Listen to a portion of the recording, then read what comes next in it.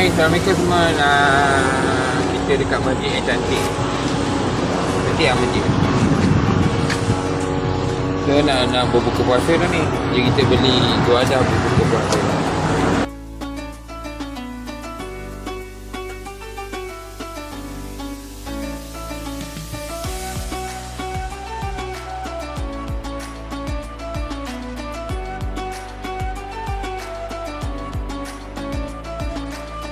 Nah, kat dalam ni.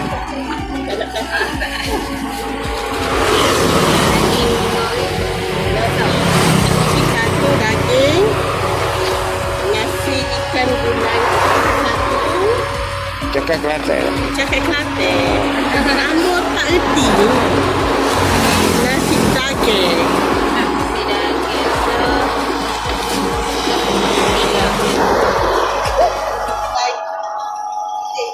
Rema sangat tak cikgu.